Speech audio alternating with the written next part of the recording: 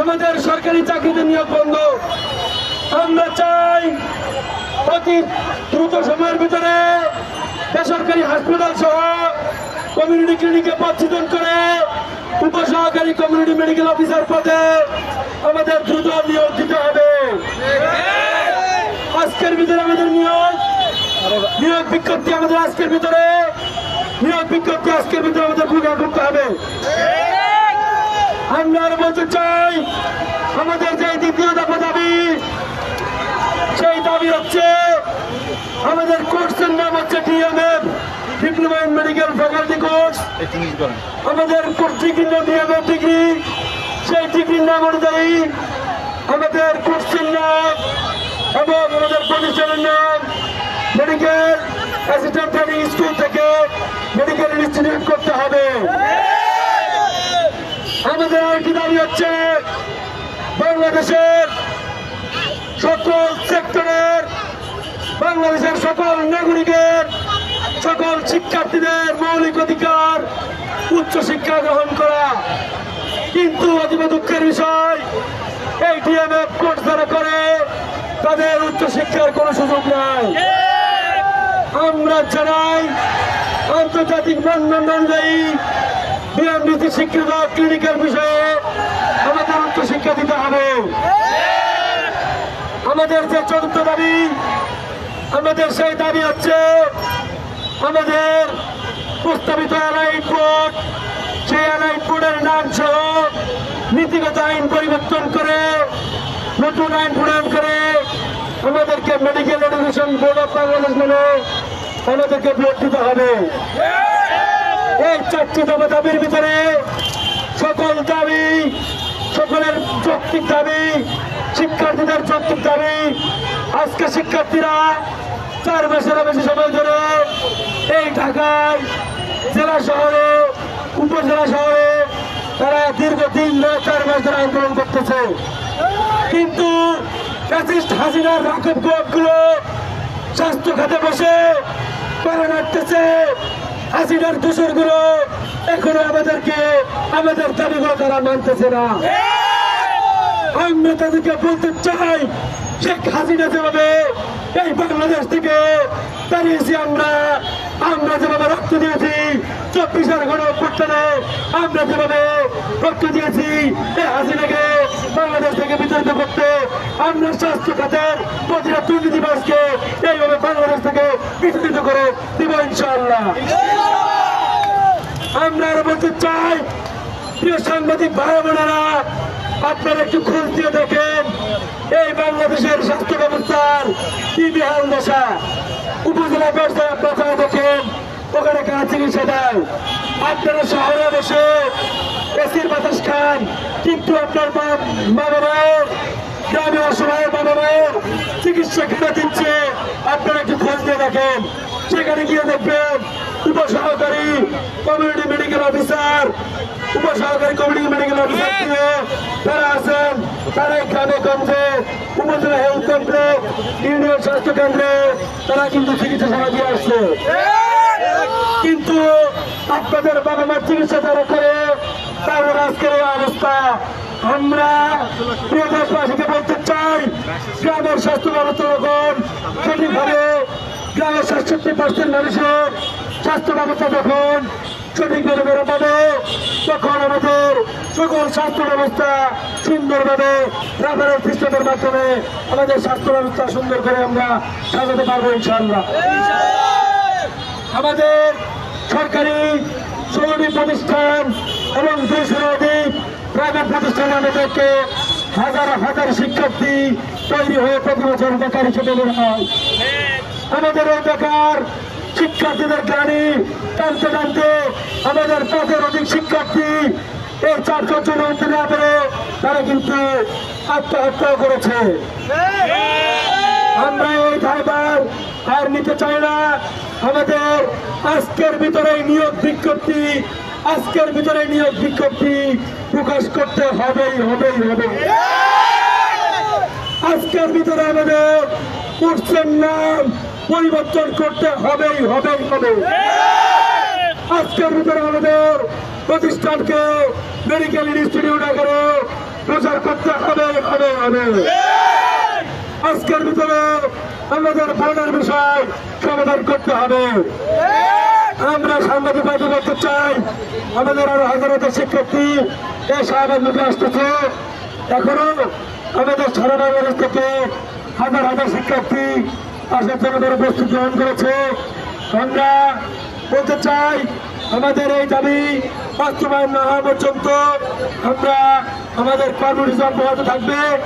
আমরা প্রয়োজনে যেহেতু 24-এ রক্ত দিয়েছি, আমি সিরাজগঞ্জ জেলা শাখার বৈষম্য বিরোধী আন্দোলনের সাথে সরাসরি যুক্ত ছিলাম, সেহেতু 24-এর গণ অভ্যুত্থানে আমি রক্ত দিয়েছি। আমরা 24-এও আবার রক্ত দিব। এই 2025 সালে এসে বিএনএফ পেশাকে স্বাধীন করতে আবার রক্ত দিব। আমাদের পেশাকে আমরা সকল বৈষম্যমুক্ত করতে আমরা আবার রক্ত দিব। সেটা আমরা কোনো কৃপণতা করবো না। সবাইকে ধন্যবাদ। দর্শককে যেমনটা শুনছিলেন, ম্যাট শিক্ষার্থীদের একজন প্রতিনিধি তিনি কিন্তু বক্তব্য রাখছেন। তাদের যে দাবিগুলো রয়েছে, 4 দফা যে দাবি, সেই দাবির কথা কিন্তু তিনি বলছিলেন এবং তিনি আরও যেমনটা বলছিলেন, তাদের যে দাবি, সেই দাবিগুলো যদি আজকের মধ্যে মেনে নেওয়া না হয় তাহলে কিন্তু তারা কঠোর কর্মসূচিতে যেতে বাধ্য হবে। দর্শকের শাহবাগে অবস্থান নিয়েছে এই মুহূর্তে ম্যাট শিক্ষার্থীরা, যেমনটা দেখতে পাচ্ছেন।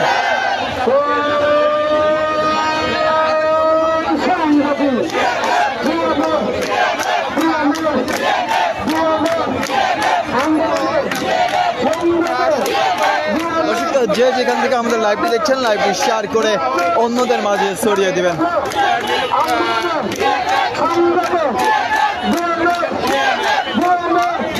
দর্শক, শাহবাগে অবস্থান করে শিক্ষার্থীরা কিন্তু নানান স্লোগানে মুখরিত করে তুলছে এবং তাদের দাবি দেওয়া কিন্তু জানিয়ে দিচ্ছে সরকারে।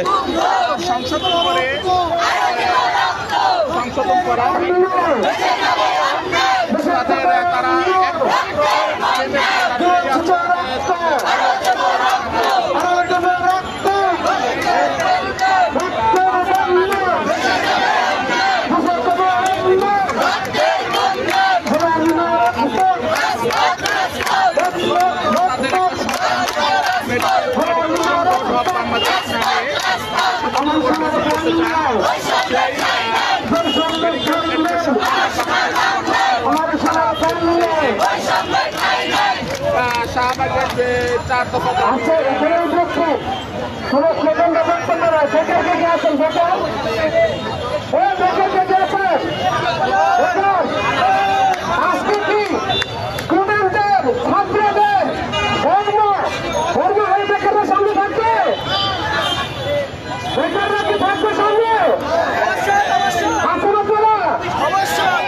আমি এখানে বলতে চাই, আমি নিজে সাবেক ছিলেন, বর্তমানে আমি বেকার।